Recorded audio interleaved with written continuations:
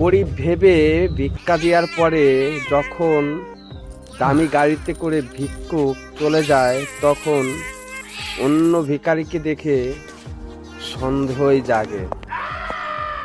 ঠিক সেই রকমই হয়েছে বন্ধুরা।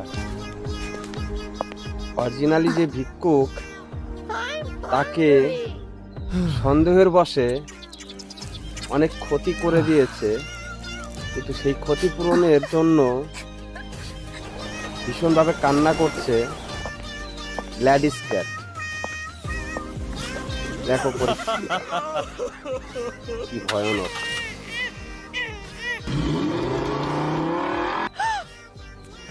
ভাবতেও অবাক লাগে মানুষের সন্দেহ কতটা খারাপ হতে পারে।